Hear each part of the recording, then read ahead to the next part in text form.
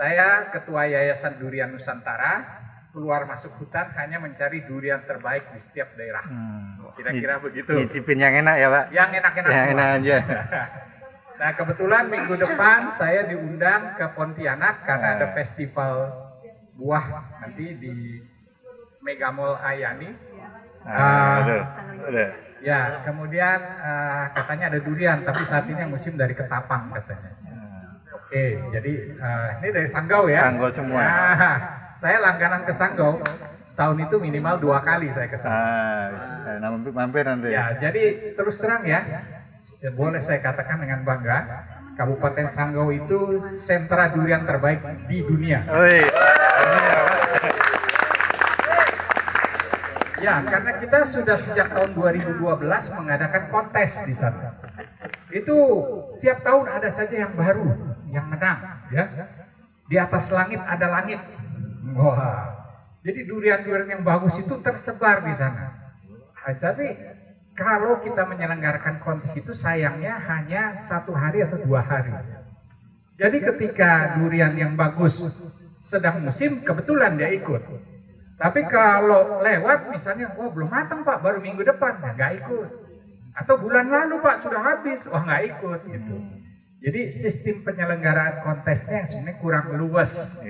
Ya, kalau bisa harusnya kontes itu diadakan 1 bulan atau 6 minggu.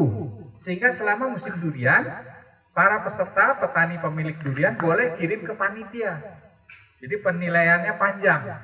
Nanti setelah ditutup baru diumumkan juaranya. Tapi ya nggak apa-apa karena setiap tahun ada saja juara yang baru. Nah, terakhir itu saya masuk ke hutan itu sebelum COVID 2020, awal COVID lah. Saya masuk ke Suruh Tembawang. Tahu. Entikong perbatasan ya. Dari Entikong masuk ke dalam ke arah barat. Masih bisa pakai mobil karena jalannya waktu itu baru mau dibuka, sudah lebar tapi masih tanah. Sudah habis ganti naik motor, sudah habis motornya ganti jalan kaki. Jadi sampai menginap 3 malam di rumah penduduk. Nah kami biasanya kalau datang ke sana 1 tim 4-5 orang. Kemudian kami umumkan, kami mencari durian yang paling enak. Bagaimana Pak yang paling enak? Di sini banyak. Oke, yang kuning, tebal, manis, gurih, sedikit pahit, biji kecil, buah sedang aja, baunya juga sedang aja. Kemudian dari segi warna kuning keemasan. Oh banyak Pak di sini. Oh, oke. Berapa harga per butir? Rp3.000 Pak. Di Jakarta 300.000. Di sana 3.000. Waduh. Oke. Tolong bawakan besok pagi ya. Dikumpulkan saja di pekarangan rumah ini di beranda. Oke. Begitu besok pagi kami bangun, itu ada puluhan durian di situ. Sudah dibawa oleh masyarakat untuk kami cicipi. Sarapan durian Pak. Sarapannya durian. Sarapan durian. Wah. Jadi kita minum air saja terus mulai coba durian. Sampai dari jam 8 sampai jam 11 itu belum selesai. Makan terus durian. Ya. Karena kerjaan kita bukan hanya makan, tetapi begitu dibuka kita wah kuning tebal. Difoto dulu. Difoto, ditimbang. Kalau yang benar-benar enak ya, rasanya cocok dengan para penilai ini, ya jurilah katakan itu. Itu diukur pakai Brix meter atau hand refractometer untuk mengukur kadar gula. Kalau di atas 35 ya itu sudah enak sekali, manis. Di atas 40 istimewa. Nah sekarang yang harus kita lawan ya atau saingi itu adalah durian Musang King dari Malaysia. Dia bisa sampai 45 kadar kemanisannya. Itu tertinggi saat ini. Ada beberapa durian Indonesia yang bisa 46. Jadi perbedaan sedikit tetapi ini soal kandungan kemanisan tadi. Belum bicara soal gurihnya atau sedikit alkohol, ada pahitnya. Wah ini menarik sekali. Jadi sekarang saya dapat kabar banyak teman-teman di sana juga penduduk di desa bahwa sedang berbunga dan berbuah muda. Mudah-mudahan panen sekitar Januari. Jadi Januari Nah, kalau nanti ini ya kontak saya ada di sana nanti di seputar Entikong lah. Kalau kita nggak ke Balai Karangan, kita ke arah Suruh Tembawang. Tapi Balai Karangan itu, waduh banyak sekali yang bagus. Paling tidak saya ingat ada 5 atau 6 yang sampai sekarang tuh masih belum ada saingannya. Kalau dilihat ya di belakang situ tuh foto-foto saya tuh, ya itu banyak. Salah satu yang terakhir yang ditemukan tahun 2020 namanya Siblih. Nah, Siblih ini dari Suruh Tembawang. Dia akan mengalahkan musang king maupun duri hitam dari Malaysia. Oh, saya berani ngomong. Tapi kita harus cepat bergerak untuk menyelamatkan pohon induknya, ya, dipelihara, diberi pupuk, dirawat, kemudian dibuatkan duplikatnya. Artinya dibuat bibitnya, bisa sambung pucuk, bisa okulasi. Nah, kemudian ditanam di daerah itu juga di samping induknya. Jadi kalau ini induknya, ambil pucuknya, bikin bibit. Kalau bisa tanam 10 pohon. Kalau bisa tanam 100 supaya daerah itu lestari dengan pohon yang jagoan tadi. Nah, saya berharap dari teman-teman semua, dimanapun, ya, apalagi di Sanggau. Waduh, saya nggak bisa bicara deh. Sanggau luar biasa.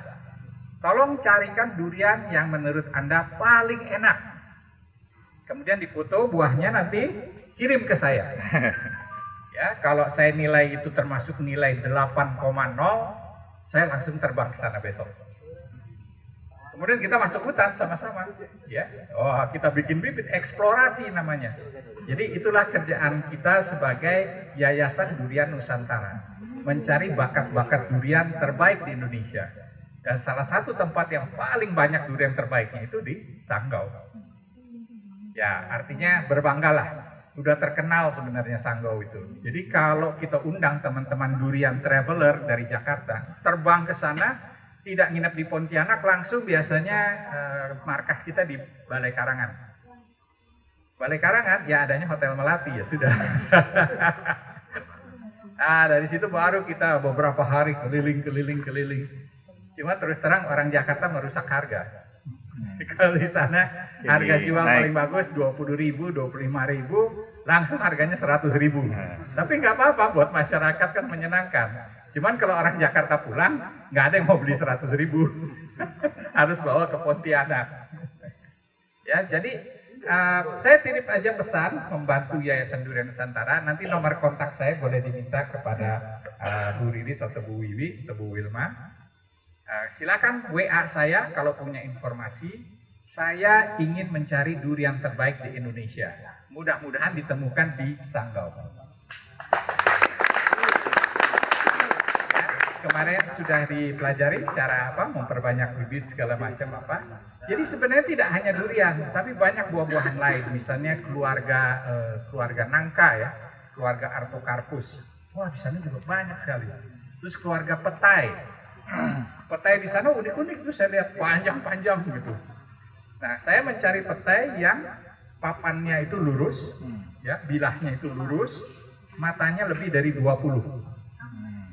Nah, kalau dapat seperti itu, nah boleh. Dimanapun. Pokoknya kabari saya kalau ada yang unik, yang punya nilai komersial, biarkan saya yang angkat, ya, supaya menjadi ikon daerah. Jadi nanti kita perbanyak bibitnya, kita tanam lagi di sana, nanti kita bunyikan di sini. Ini loh penemuan terbaru. Wah, pasti orang ramai. Ibaratnya kalau di desa penyanyi, Pak. Ada penyanyi yang suaranya bagus, tapi jauh di desa kan nggak ketahuan. Saya angkat, Pak, ke tingkat nasional. Jadi pada posisi ini durian itu sebenarnya sangat diminati oleh masyarakat Indonesia. Dan kita setiap musim itu pasti ke Kalimantan Barat. Lebih spesifik lagi pasti ke Sanggau. Markas kita di Balai Karangan sementara ini. Nah, nanti akan melebar ke arah Entikong dan ke arah barat. Ya, mudah-mudahan ini tahun ini lebat ini karena ada El Nino, ya, panas yang cukup panjang. Nah, kemudian nanti kalau panen raya kita akan coba adakan semacam festival di sana. Ya. Jadi saya kira itu yang bisa saya sampaikan untuk menyemangati. Kalau ada pertanyaan satu dua silakan. Boleh. Seharusnya kalau ada durian yang bagus di daerah, diperbanyak, diminta si pemiliknya itu menyediakan lahan menanam dulu di situ. supaya tidak hanya satu pohon, tapi keturunannya banyak, baru akan terkenal. Sekarang orang datang, apa ya yang di Batang Tarang itu juara kontes itu 2016.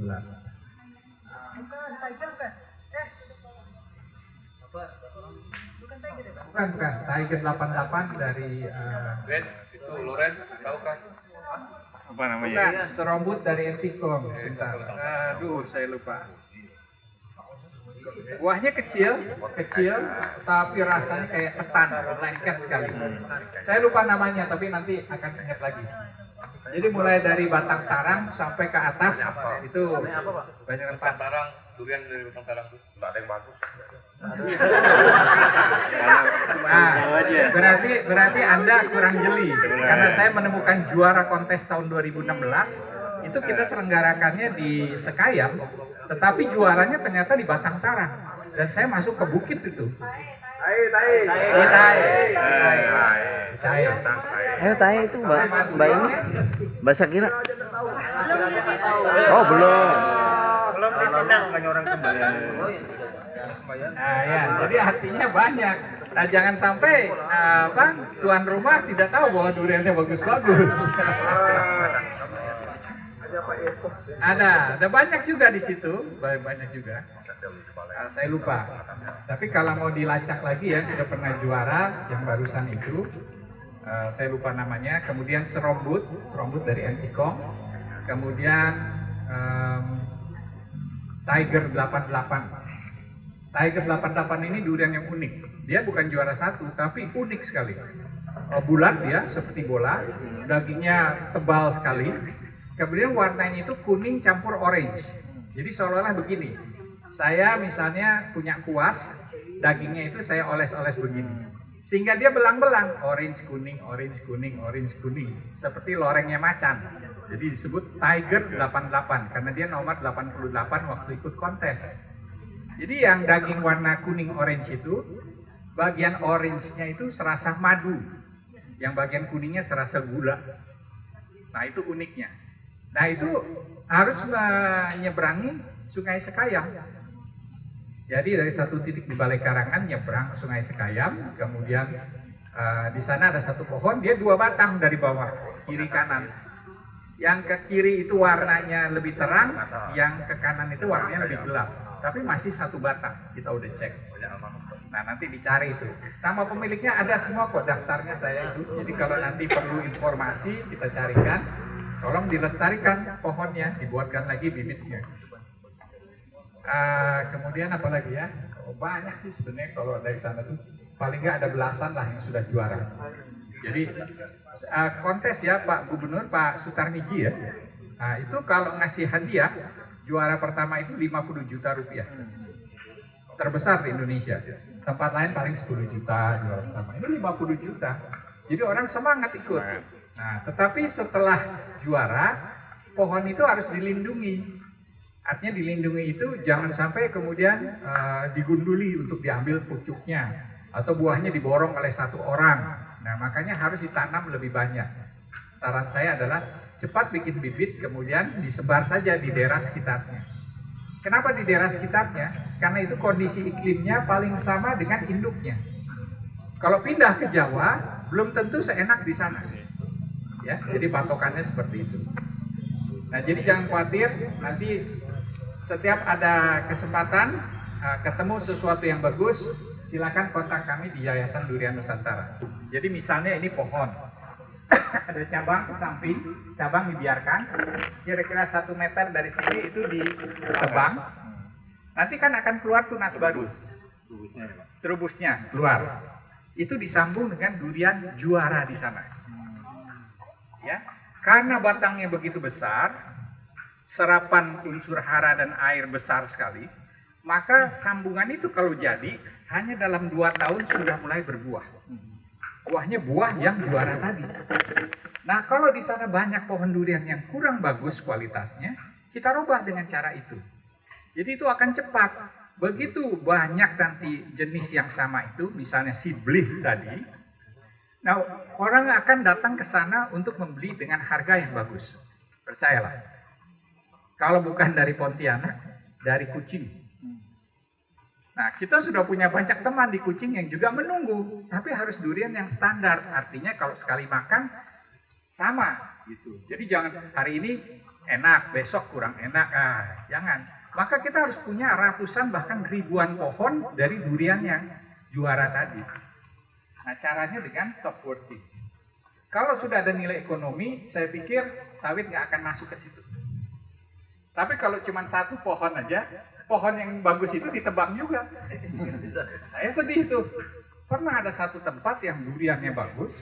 Begitu saya datang lagi 3 tahun kemudian, sudah ditanami sawit. Wah, nyeselnya saya.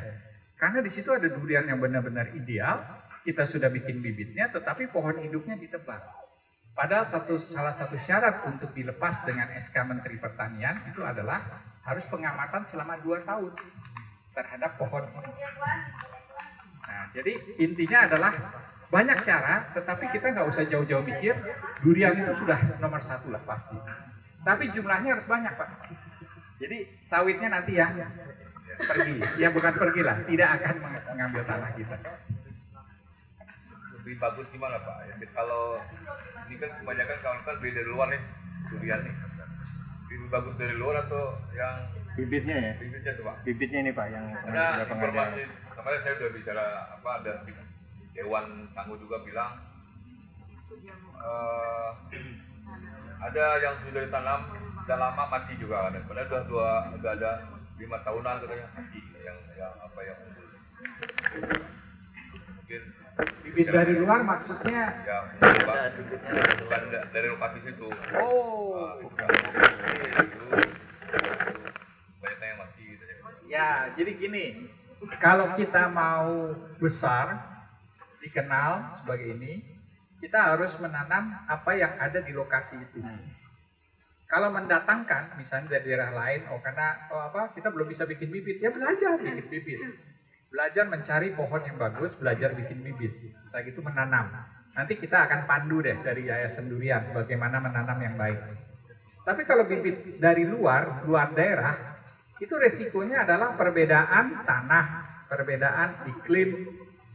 Apalagi misalnya mau cepat nanam, nanam musangking sama duri hitam. Sekarang harganya bagus, karena barangnya masih kurang. Tapi 5 tahun lagi, musangking akan turun. Kenapa? Semua orang menanam. Jadi jangan menjadi follower. Jadilah trendsetter. Artinya apa? Yang memimpin di depan. Nah, padahal durian-durian kita lebih bagus kalau menurut saya. Cuman belum serius saja kita mengembangkan durian yang paling bagus ini. Jadi jangan khawatir, kalau kita punya sesuatu itu, kita perbanyak, kita tanam skala besar, orang akan datang ke situ. Biar mereka yang jadi follower, pengikut. Kalau kita ikut-ikutan nanam misalnya musangking sekarang, ketinggalan kereta. Nanti sudah harganya turun, kita ikut turun, nggak bisa lain harganya. Ya, padahal kita jauh lebih kaya kalau bicara soal durian. Tinggal kesepakatan aja, daerah mana, varietas apa yang mau dikembangkan. Supaya cukup luas. Kalau menurut saya 200 hektar baru itu bisa pemasarannya kemana-mana. 200 hektar untuk satu varietas. Sawit kan ribuan hektar. Durian cukup 200 hektar, kemudian disambung tadi cara top working. Nah nanti kalau belum ini, saya pandu lah. Mudah-mudahan nanti Januari ya kita bisa kontak-kontakan. Saya bisa mampir kalau diundang ke daerah mana. Saya mau lihat durian yang terbaik. Ajak saya. Nanti saya mampir bulan Januari. Oke? Iya. Terima kasih ya teman-teman, waktunya sudah habis. Ya, nanti saya dampingi Pak ke Sanggau ya, boleh ya? Benar loh teman-teman, nanti kita ke Sanggau. Mbak Riris, Bu Mas, siap-siap. Teman-teman, karena waktunya memang sudah 10:30, nanti 1 jam kita keliling. Tapi sebelum keliling, kita foto bareng dulu. Iya, boleh. Oke ya? Siap, Bu. 1, 2, 3. Sekali lagi, 1, 2, 3. Sekali lagi, 1, 2, 3.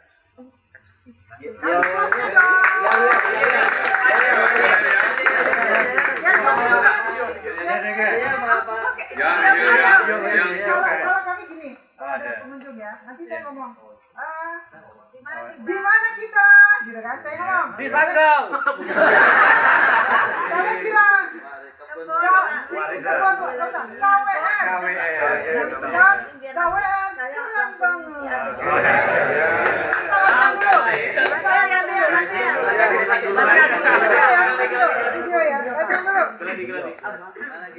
di mana kita?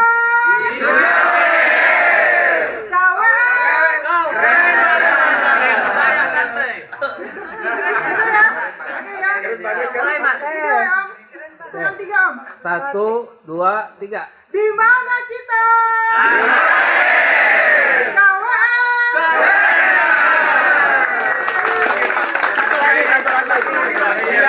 Yang sanggo. Kalau yang terakhir kita sanggo bisa, tapi yang terakhir kita pelatihan vegetatif. Yes ya. Siapa kita? Siapa kita? Siapa kita? Pelatihan vegetatif. Yes. Mulai ya. Yes, 3 kali ya. Oke, satu, dua, tiga. Siapa kita? Siapa kita? Siapa kita? Pelatihan vegetatif. Yes. Sanggau. Maju dan depan.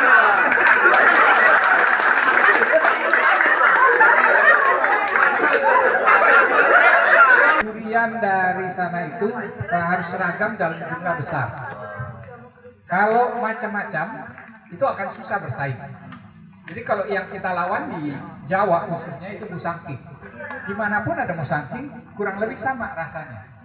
Nah, durian dari sana harus ada satu standar. Kalau mau bikin 3 standar boleh ya, tetapi volumenya juga harus mencukupi, baru dia bisa diserap pasar. Kalau masih campur aduk akan kalah sama Lampung sama Bengkulu. Kita pakai truk langsung sampai, jual murah. Dan karena durian dari Kalimantan, dari Sumatera itu durian jatuhan, dia hanya tahan 2 kali 24 jam. Setelah itu rasa yang tadinya luar biasa turun pelan-pelan. Setelah 5 kali 24 jam sudah jadi sangat biasa. Jadi bagaimana caranya supaya bisa ini? Dibalik saja. Kalau kita punya produk 100 pohon, sama orang Jakarta yang akan datang ke sana. Biar mereka yang pikirkan. Itu lebih mudah ketimbang kita yang memasarkannya ke Pontianak ya, belum tentu dapat harga yang terbaik. Jawa itu luar biasa. Tadi barang yang harganya 3.000, di sini bisa 300.000 1 kilo. Tapi kalau diminta, saya minta kira-kira 1 ton deh yang seragam, nggak ada. Campur aduk, itu masalahnya. Tapi kalau sudah ada kebun tadi dulu ya, yang top working, kemudian seragam apa, otomatis orang yang datang ke sana, Pak. Saya nggak khawatir kalau itu. Contohnya di Jawa Tengah, Jawa Timur sudah, ketika sudah diseragamkan satu kawasan, satu desa atau satu kecamatan, varietas di sana pernah dengar namanya Bawor. Oh, Bawor itu sudah Kabupaten Banyumas. Dimanapun sama, semua terangkat. Nah, jadi jumlah itu sangat menentukan. Apalagi di Jawa itu lahan terbatas dan mahal. Sebenarnya Kalimantan itu bisa menyediakan dan nggak kalah lah. Dari Palu saja, Montong Palu sudah masuk ke Jawa, via Surabaya. Jadi artinya banyak pedagang-pedagang dari Jawa yang mencari keluar, tetapi selalu masalahnya itu volumenya tidak cukup, kualitasnya belum seragam. Jadi yang pertama harus kita benahi tentu saja jumlah pohon yang seragam. Itu dulu. Gitu. Nanti selanjutnya kita kontak aja. Nanti saya akan bantu tahap-tahapannya. Sampailah ke sana. Katakan dalam 5 tahun. Nah, Saya pikir orang Jakarta kita salah pesan gitu kan Pak. Tapi sebanyak apapun durian Kalimantan masuk ke Jawa nggak akan pernah diterima Jakarta Pak. Kenapa? Salah pesan. Saya pesan apa? Durian, yang datang durian, nggak mau. oh, ya. Beda dikit ya.